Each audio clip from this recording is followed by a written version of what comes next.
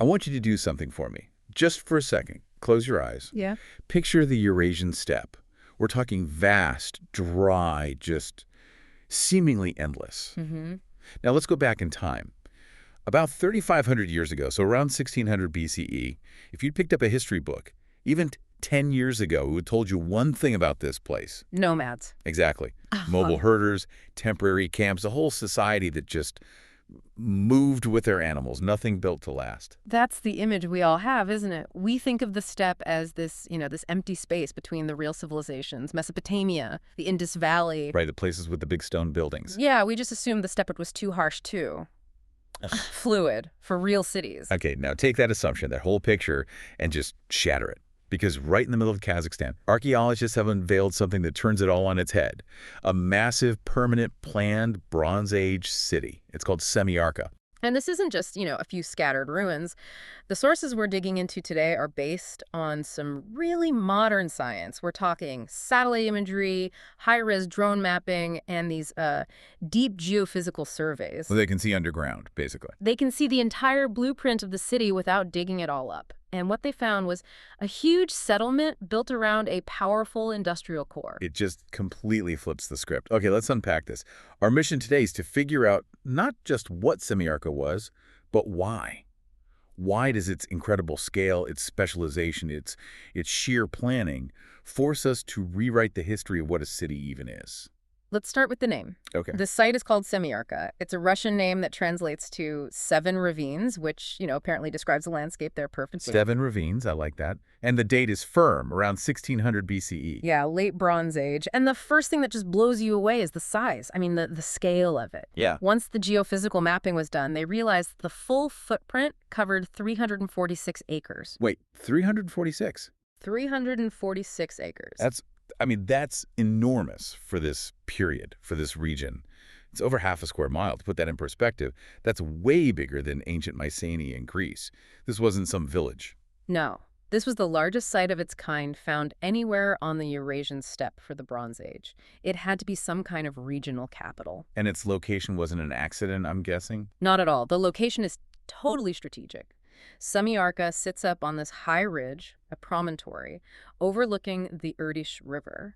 And the Irtysh isn't just some little creek, it's a major highway cutting through the steppe. So you're on that bluff, you see everything. Everything. You see traffic on the grasslands, you see anyone moving on the river. It was a control point, a gateway for movement, and really crucially, for trade.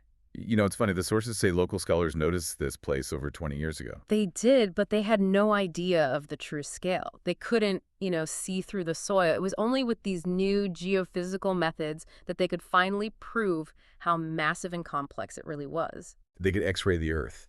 And that X-ray showed something that it shatters that whole nomadic idea. It showed permanence. Absolutely.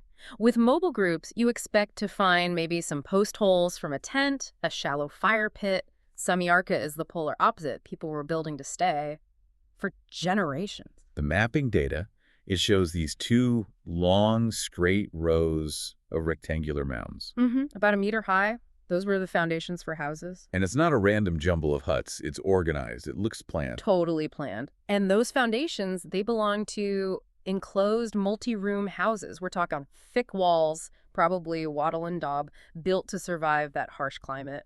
Having multiple rooms means families were settling in for the long haul. They were invested. But the really wild part, the thing that speaks to the level of organization, is what's in the middle. The large central building. Yeah. That's the big sociological puzzle piece. It's about twice the size of all the other houses around it, and it's set right apart in the planned center of town. So if you lived there, you'd see that building every day and know. That's where the power is. It just challenges that whole idea of a simple egalitarian steppe society. Precisely. We don't know its exact function. Could be a gathering hall, a temple, maybe the home of a powerful chief. But what matters is its placement. Its deliberate location proves there was an urban plan. Someone or some group decided the streets go here, the houses go here, and the center of power goes right there. It implies governance. And we only know about this clean grid because of how they researched it, combining small digs with that huge geophysical survey. Right. Think of it like this. Every wall or fire pit changes the soil's magnetic field just a tiny bit. The equipment picks that up and lets you trace the city's blueprint walls, furnaces, pits, without having to dig up the whole site. Wow. And that remote sensing confirmed it. Planned streets, uniform houses, all the hallmarks of a real city. Okay, but this is where it gets really interesting, because the purpose of this city, its whole reason for being, it wasn't a fortress or a giant temple. It was industry, pure industry. Semi Arca was an industrial engine, purpose-built. Along the southeast edge of the city, they found a huge, dedicated industrial zone. Its whole focus was making one thing: tin bronze. Which is the super material of the age. Tools, weapons, jewelry, everything. But making it is complicated. You need high heat, you need specialized skills. And the evidence for that specialization is just overwhelming. They found hundreds of fragments of crucibles. Those are the ceramic pots for melting huge amounts of slag, which is the waste product. So tons of industrial garbage, basically. Exactly. And the sheer concentration of it tells you this wasn't just a few families making tools for themselves. You're saying the volume points to, what, full-time specialists? Yes. Craftspeople whose entire job was turning ore into bronze, day in and day out. Yeah. This wasn't a side hustle. It was an organized, large-scale economic enterprise running for a very long time. A factory town. A Bronze Age factory town, yeah. Yeah. Capable of supplying communities all across the steppe. And when you step back, the location suddenly makes perfect economic sense. It's not just on a trade river. It's also strategically close to the raw materials. The copper and tin ores you need for bronze were found in the nearby Altai Mountains. So it connects the whole supply chain. You've got it. You have access to the ore, you have the skilled workers living in the city, and you have the river to ship the finished bronze out. It's a remarkably modern economic model. And this is a big deal because Semi Arca is older Yeah. and much, much bigger than the other few mining sites we knew about in the region. It proves this kind of industrial urbanism wasn't a late-stage fluke. It was a major early development on the steppe, the biggest and the earliest. So, who were these people? Who lived in this factory town? The sources point to a group called the Aleksevka Sargeri people. Right, and they're significant because in the archaeological record, they're known as the early builders in this area. The people who started making that shift to permanent, organized settlements, they were the architects. But it wasn't just them, right? Like any big city, it was probably a bit of a melting pot. It seems so. They also found artifacts linked to a different group, the Cherkasol tradition. And they were. The Cherkasol are usually seen as a more mobile communities, the classic herders. And finding their stuff inside Semi Arca points directly to interaction. Deep interaction. This wasn't just two groups waving at each other from a distance. Okay, you're thinking shared labor, maybe.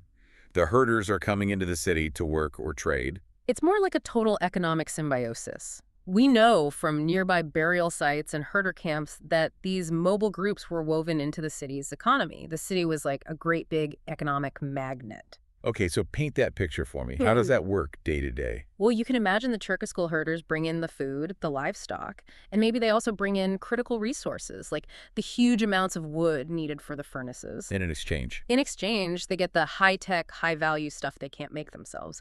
Bronze axes, knives, ornaments. The city becomes the manufacturing heart of this huge, blended economic system of both settled and mobile people.